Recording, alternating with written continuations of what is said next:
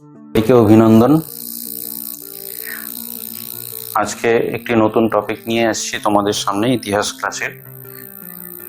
তো প্রথম থেকে শুরু করব আমরা।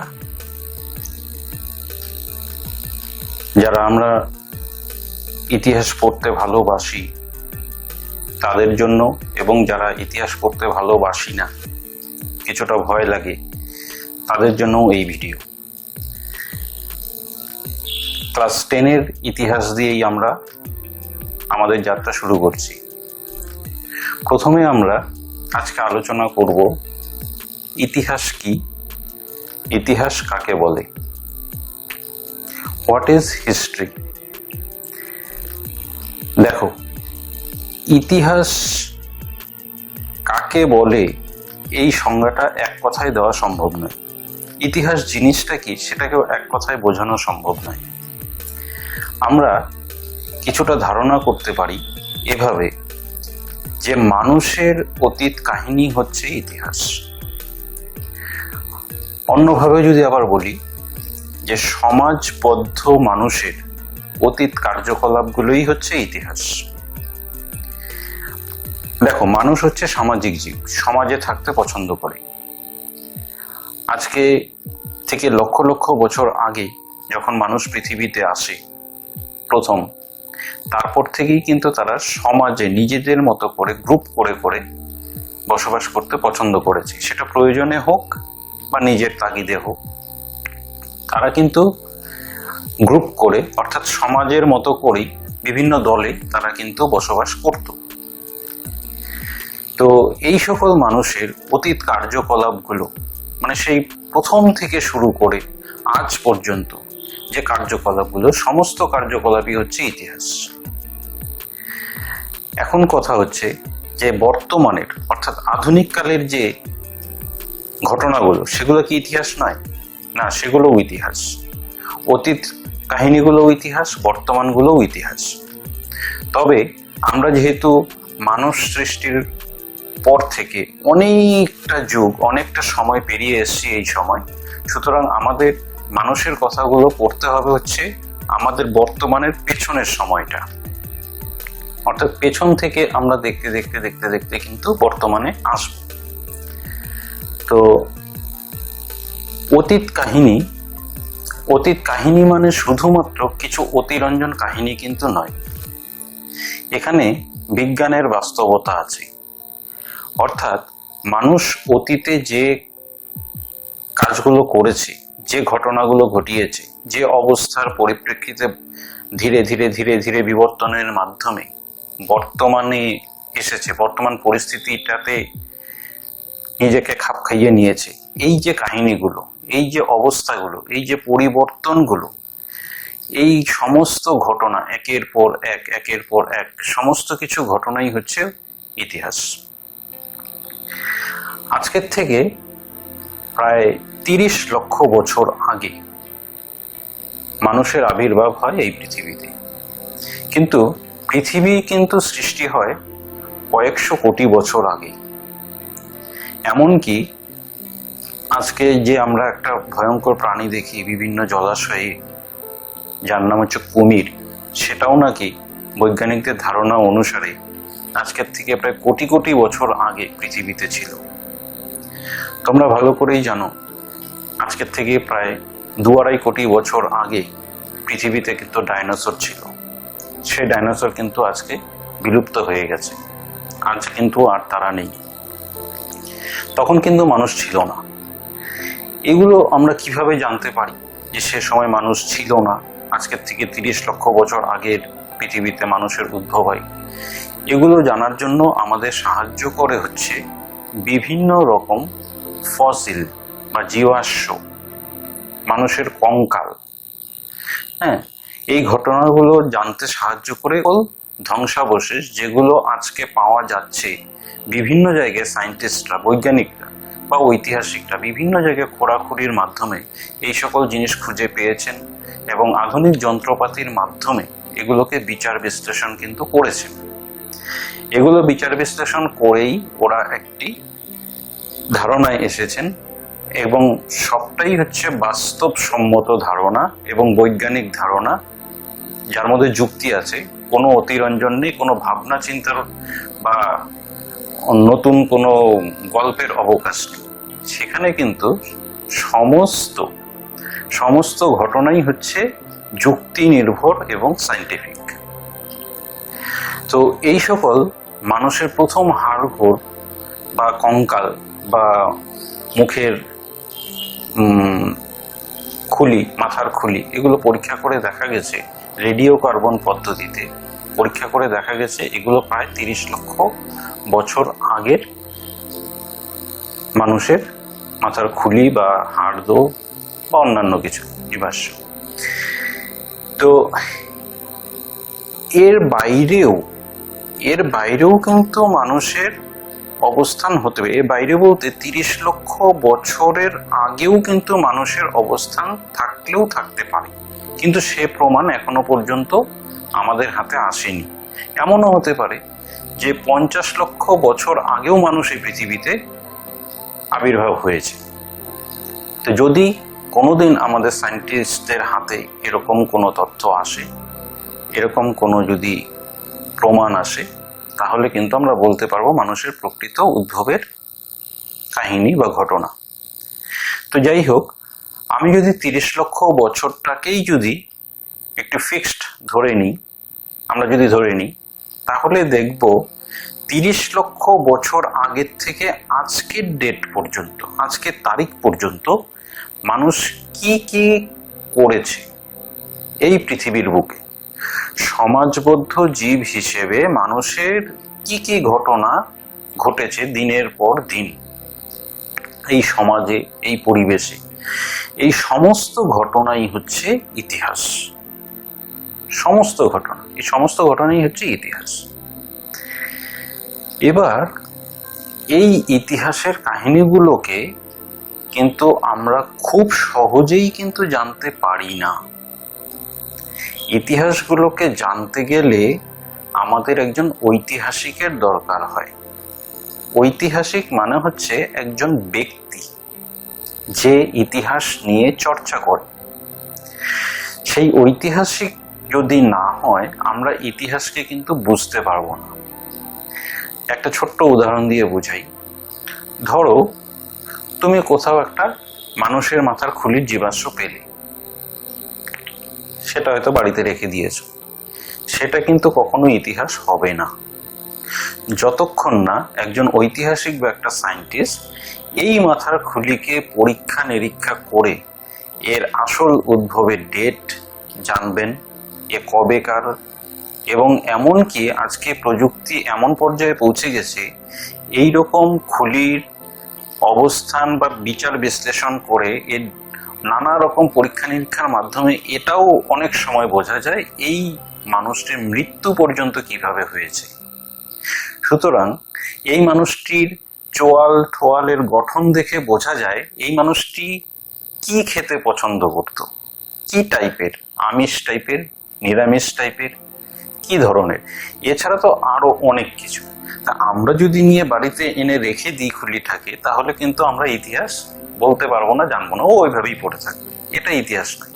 কিন্তু যখন এই খুলিটি একজন ঐতিহাসিকের হাতে পড়বে, একজন সায়েন্টিস্টের হাতে পড়বে, যখন এই খুলিটির ওপর পরীক্ষা নিরীক্ষা করা হবে এবং এই পরীক্ষা নিরীক্ষার যখন বিচার বিশ্লেষণ হবে, যখন ধারাবাহিকভাবে এই খুলিটি সম্বন্ধে একটি তথ্য বিশ্লেষণ করা হবে, তখনই কিন্তু ওই তথ্যগুলাই হচ্ছে ইতিহাস। তো ওই তথ্যগুলোকে বিশ্লেষণ করার জন্য আমাদের একজন ঐতিহাসিকের দরকার। সুতরাং ঐতিহাসিকের কাজ হচ্ছে ইতিহাসকে সঠিকভাবে, সুন্দরভাবে, যুক্তিপূর্ণভাবে বিচার করা এবং বিশ্লেষণ করা এবং তথ্যপূর্ণভাবে মানুষের সামনে উপস্থাপন করা। এটাই হচ্ছে ঐতিহাসিকের কাজ। তো এটা গেল আমাদের ইতিহাস কি। এখন ঘটনা হচ্ছে, এখন আমরা জানবো যে আমরা ইতিহাস পড়ি কেন, কি কারণে পড়বো ইতিহাস। একটু আগেই বললাম অনেকে পছন্দ করে না ইতিহাস, কিন্তু আমরা যদি ইতিহাসটাকে একটু জানার আগ্রহ নিয়ে পড়াশোনা করি, আমাদের মধ্যে কিন্তু ইতিহাসের প্রতি ইন্টারেস্টটা বাড়বে এবং ভালোও লাগবে, সুন্দরও লাগবে। এমনকি তোমার আমার এটা কি মনে হয় না যে আমরা আমাদের অতীত সম্বন্ধে জানি, আমাদের পূর্বপুরুষদের সম্বন্ধে জানি? আজকে আমরা এখন যেখানে আছি তার মধ্যে তো এটা তো পরিষ্কার যে আমার একজন সূত্রে গাথা আমার ব্যাগ, মানে আমার পেছনে একজন ব্যক্তি আমার বাবা, তার পেছনে একজন ব্যক্তি আমার ঠাকুরদা, তার পেছনে একজন ব্যক্তি ঠাকুরদার বাবা, এইভাবে চলতে চলতে চলতে চলতে প্রাগৈতিহাসিক যুগের একজন ব্যক্তি কিন্তু আমাদের পূর্ব বংশধর তিনি ছিলেন, এবং তার থেকেই কিন্তু আমরা এক এক করে কিন্তু এই পর্যন্ত এসেছি। তাই এটাও কিন্তু একটা ইন্টারেস্টিং বিষয় যে আমরা তাদের সম্বন্ধে জানতে চাই, তাদের সম্বন্ধে অনেক কিছু জানতে চাই। এটাও আমাদের একটা উৎসাহ বা ইতিহাসের একটা ক্ষুধা কিন্তু আমাদের মধ্যে থাকা উচিত। আমাদের এটা কিন্তু করা উচিত, ইতিহাস সম্বন্ধে বিচার বিশ্লেষণ করে পড়া উচিত।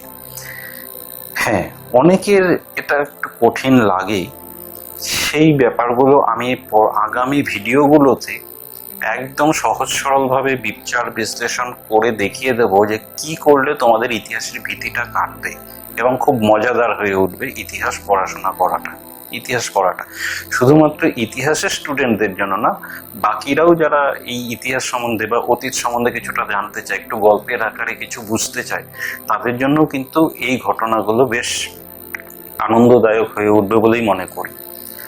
তো যাই হোক, এই ঘটনাগুলো যদি আমাদের জানার আগ্রহটা যদি বাড়িয়ে দেয়, তখনই কিন্তু আমাদের ইতিহাসের প্রতি আগ্রহটা বাড়বে। সুতরাং ইতিহাসকে আমাদের জানতে হবে। তো একটু আগেই বললাম কেন আমরা ইতিহাস পড়ব। আমরা ইতিহাস পড়ব এই জন্যই অতীতের ঘটনাবলীকে জানার জন্য, মানুষের কার্যকলাপগুলিকে জানার জন্য। এবার ঘটনাবলী বা মানুষের কার্যকলাপ কিরকম, সেটা পজিটিভও হতে পারে, নেগেটিভও হতে পারে, মানে ভালোও হতে পারে আবার খারাপও হতে পারে। মানুষ যে ভালো ভালো কাজগুলো করেছে সেটাও হতে পারে, আবার যেই কাজগুলো খারাপ কিন্তু মানুষ করেছে সেগুলোও হতে পারে। তো আমাদের ভালোও জানতে হবে, খারাপটাও জানতে হবে। এই প্রবণতা কিন্তু থাকলে হবে না। এখনো বিভিন্ন জায়গায় দেখা যায় এই প্রবণতাটা আছে যে ভালোগুলোকে তুলে ধরে খারাপগুলোকে কেটে দেওয়া হয়, জানতে দেওয়া হয় না। তো সেটা করা যাবে না। তার কারণ হচ্ছে যে খারাপগুলো থেকে যেমন আমরা একটি শিক্ষা নেব, যেন ভবিষ্যতে আমরা ওই খারাপের পথ আর না ধরি, তাই খারাপগুলো আমাদের জানার প্রয়োজন আছে। আবার ভালো থেকে তো কোনো কথাই নেই। ভালো যে ঘটনাগুলো ঘটবে, যে ঘটনাগুলো আসবে, আমরা জানবো ইতিহাসের মাধ্যমে ভালো ঘটনাগুলো, সেই ভালো ঘটনাগুলো কিন্তু আমাদের সমাজকে ভালো করতে, সমাজকে উন্নত করতে কিন্তু সাহায্য করবে। তো এই কারণেই আমাদের ইতিহাসটা পড়া উচিত। অর্থাৎ আজকের থেকে যদি আমরা ভাবি যে অতীতে যেই রাজবংশগুলি ভারতবর্ষকে শাসন করেছে, আমি অন্যান্য দেশের কথাই গেলাম না, ভারতবর্ষের কথাই বলছি, যেই রাজবংশগুলো ভারতবর্ষে শাসন করেছে তার মধ্যে কতগুলো গুরুত্বপূর্ণ রাজা, ওদের শাসনকালটা আমাদের মনে এখনো চিরস্থায়ী হয়ে আছে সুন্দরভাবে। তারা কারা? অশোকের রাজত্বকাল, হর্ষবর্ধনের রাজত্বকাল, সমুদ্রগুপ্তের রাজত্বকাল, দ্বিতীয় চন্দ্রগুপ্তের রাজত্বকাল। এভাবে দেখতে দেখতে দেখতে দেখতে আমরা যদি অশোকের কথা তো প্রাচীনকালে বললাম, মধ্যযুগে যদি আবার আসি, মানে মিডিল এজে, তাহলে আমরা যদি আকবরের শাসনকাল সেটা জানি যেটা আর কি। তো এদের যে ভালো দিকগুলো, এদের কার্যকলাপের ভালো দিকগুলো যেটা সমাজে এখনো ছাপ রেখে গেছে, সেগুলো কিন্তু আমরা ইতিহাসের মাধ্যমেই জানতে পারব। এবং তোমাদের কি মনে হয় না যে এই ব্যক্তিগুলোর যে ভালো কার্যকলাপগুলি সেগুলো আমাদের অনুসরণ করা উচিত? অশোকের সময় যে সকল জীব সেবামূলক কাজ করা হতো সেগুলো কি এখন হচ্ছে না? এখন কিন্তু হচ্ছে। তাহলে সেইখান থেকেই কিন্তু আস্তে আস্তে মানুষের মধ্যে অনুপ্রেরণা আসছে। তো ভালো কাজগুলো কিন্তু আমাদের গ্রহণ করতে হবে ইতিহাস থেকে। সুতরাং ইতিহাস আমাদের এটাই শেখাবে যে অতীতের ভালো কাজগুলো আমরা কিভাবে গ্রহণ করব। আবার একটু আগে যেটা বললাম, নেগেটিভ দিক অর্থাৎ খারাপ দিক, ইতিহাস আমাদের খারাপ দিকটাও দেখাবে অতীতের ঘটনার। সেই খারাপ দিকটাকেও কিভাবে বর্জন করা যায় সেটাও কিন্তু আমাদের শেখাবে এই ইতিহাস। এবার খারাপ দিকের চরিত্রটা যদি আমরা না জানি তাহলে কিন্তু আমরা ভবিষ্যতে ভুল করতেই থাকব এবং সমাজ ক্ষতিগ্রস্ত হতেই থাকবে। তাই আমাদের উচিত সব সময় খারাপ ইতিহাসটা থেকেও একটা অভিজ্ঞতা নেওয়া, যেন আমরা ভবিষ্যতে ওই ভুলটাকে না করি। আমরা জানি প্রথম বিশ্বযুদ্ধের কথা 1914 সালে শুরু হয়, 1918 দিকে শেষ হয়, প্রায় 5 বছর চলে। 14, 15, 16, 17, 18, 19-এ গিয়ে একটি চুক্তি হয়। আমরা জানি দ্বিতীয় বিশ্বযুদ্ধের কথা। দ্বিতীয় বিশ্বযুদ্ধ শুরু হয় ঠিক তার 20 বছর পরে। প্রথম বিশ্বযুদ্ধের 20 বছর পরে দ্বিতীয় বিশ্বযুদ্ধ শুরু হয় 1939 সালে, শেষ হয় 1945 সালে। মানে এক একটা যুদ্ধ 5 বছর 6 বছর করে চলছে। দ্বিতীয় বিশ্বযুদ্ধ 6 বছর, প্রথম বিশ্বযুদ্ধ 5 বছর। এই সময় বিশ্বের বিভিন্ন তাবড় তাবড় বড় বড় দেশ এই সকল যুদ্ধে জড়িয়ে যাচ্ছে। লাখে লাখে সৈন্য মারা যাচ্ছে, ফসল নষ্ট হচ্ছে, সম্পদ নষ্ট হচ্ছে, পরিবেশ দূষিত হচ্ছে। তো এইরকম অবস্থায় এখন যদি তৃতীয় বিশ্বযুদ্ধ হয় তাহলে অবস্থাটা কি হতে পারে? এই অভিজ্ঞতা নেব আমরা দ্বিতীয় বিশ্বযুদ্ধের শেষ অংশ থেকে। তোমরা সবাই জানো দ্বিতীয় বিশ্বযুদ্ধের শেষ অংশে আমেরিকা জাপানের ওপরে পরমাণু বোমা নিক্ষেপ করে। এই পরমাণু বোমার আঘাত জাপান কিন্তু এখনো কাটিয়ে উঠতে পারেনি। আজকে প্রায় 70 বছর হয়ে গেল, জাপান কিন্তু এখনো কাটিয়ে উঠতে পারেনি। এখনো পরিবেশ সেখানে দূষিত, কতদিন থাকবে ভগবান জানে। তো একটা বা দুটো পরমাণু বোমা যদি তখন এত ক্ষতি করতে পারে, ওই সময় একটা ছোট্ট বোমা, সেই রকম পরমাণু বোমা আজকে প্রায় হাজার হাজার গুণ, লাখ লাখ গুণ শক্তিশালী। শুধুমাত্র আমেরিকা, ওর হাতেই এত পরমাণু অস্ত্র নাকি আছে যে একটা পৃথিবীকে 7 বার ধ্বংস করা যাবে। তো বুঝতেই পারছো যে এখন যদি তৃতীয় বিশ্বযুদ্ধ হয় তাহলে সেটা যদি পরমাণু যুদ্ধের আকার নেয় তাহলে এই বিশ্বের অবস্থাটা কি হবে?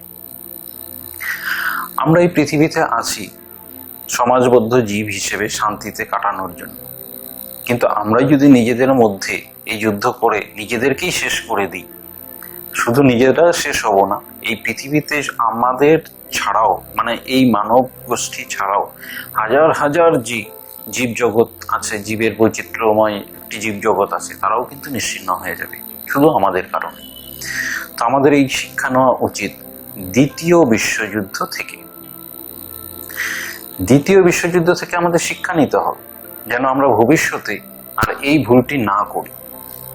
সমস্যা থাকবে, সেই সমস্যা আমরা আলোচনার মাধ্যমে মিটিয়ে নেব। এইরকম একটি মানসিকতা আমাদের তৈরি করতে হবে, বিশ্বব্যাপী প্রচার করতে হবে। এভাবেই কিন্তু আমাদের সমাজ, আমাদের এই পরিবেশকে আমরা রক্ষা করতে পারব। তো বোঝাই যাচ্ছে শিক্ষাটা আমরা কোথা থেকে নেব? ইতিহাস থেকে। সুতরাং ইতিহাসকে আমাদের জানতেই হবে, পড়তেই হবে। তাই ইতিহাস থেকে আমরা কিন্তু এই শিক্ষাটা নিতে পারি। সুতরাং এই কারণে আমরা ইতিহাস পড়ব, অতীতকে জানার জন্য।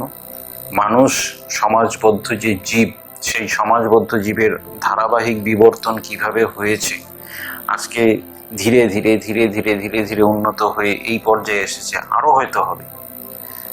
আজকে যে পরিস্থিতি আছে বিশ্বের সেরকম থাকবে না আগামীতে। আজকে থেকে 20 বছর, 30 বছর, 50 বছর পরে এই অবস্থারও মানে একটা আকাশ পাতাল পরিবর্তন চলে আসবে। সেটা কারা করবে? মানুষই করবে। তো সেই করাটা কিন্তু অতীত অভিজ্ঞতার মাধ্যমেই কিন্তু আস্তে আস্তে আসবে। অতীত অভিজ্ঞতার মাধ্যমেই কিন্তু এই ধারাবাহিক একটি সভ্যতার রচনা কিন্তু চলতেই থাকবে যুগ যুগ ধরে। তো এই কারণে আমরা ইতিহাসকে পড়ব, অতীতকে জানার জন্য, অতীতকে বোঝার জন্য, অতীতকে নিয়ে সমাজকে সুষ্ঠুভাবে গঠন করার জন্য, অতীত থেকে পজিটিভ দিকগুলো মানে ভালো জিনিসগুলোকে গ্রহণ করার জন্য, আর খারাপ নেগেটিভ দিকগুলোকে বর্জন করার জন্য আমরা ইতিহাস পড়ব। এবার আসি ইতিহাসের শ্রেণী বিভাগ। ইতিহাসের কাল সম্পর্কে 3টা শ্রেণী আছে। 3টা কাল সম্পর্কে: অতীতকাল, বর্তমানকাল, ভবিষ্যৎকাল সেটা কিন্তু না। হ্যাঁ, ইতিহাসের কালটা একটু আলাদা। যুগ সে তার কথাও বলছি না, সেটাও এখন একটা চিন্তা ভাবনার বিষয়। এখন আর ওই যুগ মানে অতীত, মধ্য, আধুনিক এগুলো এখন আর চলে না। তার কারণ হচ্ছে যুগটা এই কারণেই চলে না, অতীতকালে আমরা যদি অশোকের কথা ধরি, অশোক তখন কি কি ঘটনা ঘটিয়েছিলেন, কি কি কাজ করেছিলেন, কি কি জনসেবামূলক কাজ করেছিলেন, তো সেই সময় অশোকের দিনটাতে যদি আমরা চলে যাই তখন তো সেটা আধুনিক ছিল, তখন সেটা বর্তমান ছিল, কিন্তু আমরা এখন সেটাকে কি বলবো? অতীত। কিন্তু এটা হয় না এভাবে। আবার আজকে যেটা বর্তমান আছে ঠিক কালকেই তো সেটা অতীত হয়ে যাবে। সুতরাং আমরা ইতিহাসকে অতীত, মধ্যযুগ, আধুনিক যুগ, প্রাচীন যুগ এগুলো হিসেবে আমরা দেখব না। ইতিহাসের একটা নিজস্ব স্টাইলে শ্রেণী বিভাগের পদ্ধতি আছে, সেটা হচ্ছে 3টা, যেটা বললাম। প্রাগৈতিহাসিক 2 নাম্বার, প্রায় ঐতিহাসিক 3 নাম্বার, ঐতিহাসিক। প্রাগৈতিহাসিক, প্রায় ঐতিহাসিক, ঐতিহাসিক, 3টা। এই 3টা শ্রেণী বিভাজন কিভাবে হচ্ছে দেখো। মানুষ, একটু আগেই বললাম, মানুষ এই পৃথিবীতে এসছে 30 লক্ষ বছর আগে। 30 লক্ষ বছর আগে মানুষ যখন এসছে, মানুষ কিন্তু এখনকার যে জঙ্গলের পরিবেশ, জন্তু জানোয়ার সেরকমই কিন্তু ছিল। তখন কিন্তু তার থাকার জন্য কোনো ঘর বাড়ি ছিল না, পোশাক পরিচ্ছদ পরার মতো কোনো ব্যবস্থা ছিল না, খাবারকে সঠিকভাবে সংগ্রহ করে খাওয়ারও কোনো ব্যবস্থা কিন্তু তাদের মধ্যে ছিল না। সুতরাং সেই যে জন্তু জানোয়ারের মতো একটি পরিবেশ মানুষ পেয়েছিল, সেভাবেই যখন মানুষ আস্তে আস্তে আস্তে আস্তে নিজেকে উন্নত করে, একটা সময় এসে কিন্তু মানুষ জন্তু জানোয়ারদের জীবন থেকে যখন মানবিক জীবনে আসে, দেখা যায় অনেক বড় একটা পরিবর্তন। সেই পরিবর্তনে মানুষ কিন্তু তার নিজের মেধাটাকে, অর্থাৎ বুদ্ধিটাকে কাজে লাগিয়েছে। আস্তে আস্তে আস্তে মানুষ কথা বলতে শিখেছে। সেই কথাগুলোকে প্রকাশ করার জন্য মানুষ কিন্তু আবার লিখতে শিখেছে। লেখার পরে সেই মানুষগুলো কিন্তু আস্তে আস্তে বিচার বিশ্লেষণ করতেও শিখেছে। সুতরাং আমরা যদি লেখার অবস্থানটা ধরি, মানুষ যখন লিখতে শিখলো, সেই অবস্থানটাকে যদি আমরা মিডিল পয়েন্ট ধরি, তাহলে একটা সময় ছিল অতীতকাল, পেছনের দিকে, যখন মানুষ লিখতে জানতো না, কথা বলতে প্রথমে পারতো না, পরবর্তীতে ইশারায় কথা বলতো, তারপর হয়তো কথা শিখেছে, কিন্তু লেখা শিখেনি, লেখার মাধ্যমে মনের ভাব প্রকাশ করতে শিখেনি। তো যখন মানুষ লিখতে জানতো না, এই সময়টাই কিন্তু অনেক বড়। প্রায় 30 লক্ষ বছরের একটা সময়সীমা, লিখতে জানতো না যে সময়টা, সেটাকে বলা হচ্ছে প্রাগৈতিহাসিক। যদি প্রশ্ন এভাবে হয় যে প্রাগৈতিহাসিক বলতে কি বোঝো, উত্তরটা এরকমই শর্টকাট হবে, মানুষ যে সময় লিখতে জানতো না ওই সময়টুকুই হচ্ছে প্রাগৈতিহাসিক সময়। এবার প্রায় ঐতিহাসিক, এটা কোনটা? প্রায় ঐতিহাসিক হচ্ছে মানুষ যখন লিখতে জানতো, লিখতো, সেটা মাটির উপরে হোক, বিভিন্ন পাতার উপরে হোক।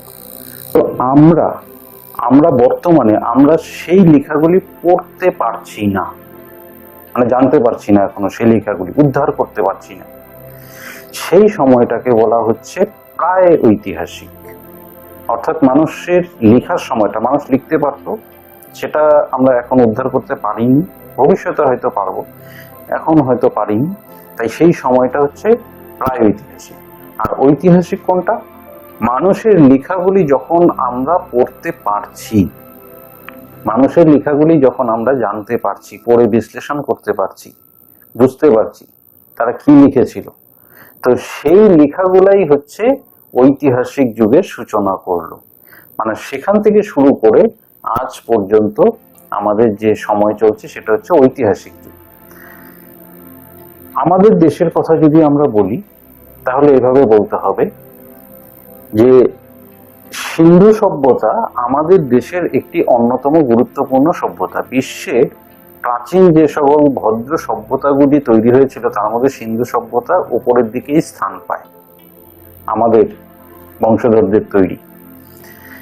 এই সিন্ধু সভ্যতার আগে আমাদের দেশে ছিল মেহেরগড় সভ্যতা। মেহেরগড় সভ্যতার আগে আমাদের দেশের যে মানুষগুলো থাকতো সেই সময়টাকে আমরা বলছি প্রস্তর যুগ হিসেবে ভাগ করে বলছি নব্য প্রস্তর যুগ। আজকের থেকে প্রায় 10-11 হাজার বছর আগে ঘটনা নতুন প্রস্তর যুগে। তো নতুন প্রস্তর যুগের মানুষ লিখতে জানতো না।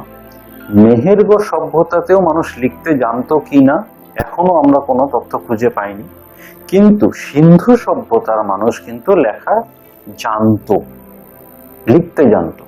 তারা লিখেও গেছে পাথরের উপরে, বিভিন্ন ফলকে, তামার ফলকে, মাটির ফলকে, বিভিন্ন পাত্রের গায়ে লিখে গেছে, কিন্তু সেই লেখাগুলি আমরা এখনো পড়তে পারছি না।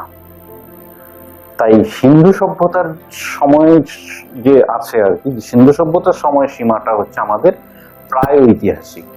আর সিন্ধু সভ্যতার আগে মেহেরগড় থেকে পেছন থেকে যত চলে যাও মানুষের উৎপত্তি পর্যন্ত, সেটা হচ্ছে প্রাগৈতিহাসিক। তখন লিখতেই জানতো না।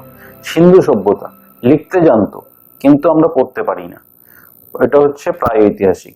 সিন্ধু সভ্যতার পরবর্তী সময় থেকে, বিশেষ করে আর্য সভ্যতার সময় থেকে আমরা তাদের লেখাগুলো কিন্তু পড়তে পারি। তখনকার যে হরফগুলো সেগুলো এখন উদ্ধার করতে পেরেছি, জানতে পারি। সেইগুলো হচ্ছে এখন ঐতিহাসিক যুগ। এখন আমাদের যে সময়টা চলছে সেটা হচ্ছে ঐতিহাসিক যুগ। তাই আমরা যখন ইতিহাস পড়ব তখন সিন্ধু সভ্যতার আগের যে ইতিহাসগুলো সেগুলো আমরা প্রাগৈতিহাসিক যুগ হিসেবে ইতিহাসগুলো পড়ব। সিন্ধু সভ্যতার সময়টাকে আমরা প্রায় ঐতিহাসিক যুগ হিসেবে ইতিহাসগুলো পড়ব। তার পরবর্তী সময় থেকে এখনো পর্যন্ত ভবিষ্যতেও আমরা কিন্তু এটাকে ঐতিহাসিক যুগ হিসেবে বিচার বিশ্লেষণ করেই কিন্তু পড়াশোনাটা করব। তো ঐতিহাসিকভাবে আমরা কিন্তু ঐতিহাসিক যুগকে কিন্তু আমরা এভাবে 3টা ভাগে শ্রেণী বিভাগ করছি। একটা হচ্ছে প্রাগৈতিহাসিক, প্রায়ৈতিহাসিক আর ঐতিহাসিক। এই 3টা ভাগ হচ্ছে ইতিহাসের যুগ। তো আজকে এই পর্যন্তই, পরবর্তীতে আবার হবে নতুন অধ্যায় নিয়ে। ধন্যবাদ।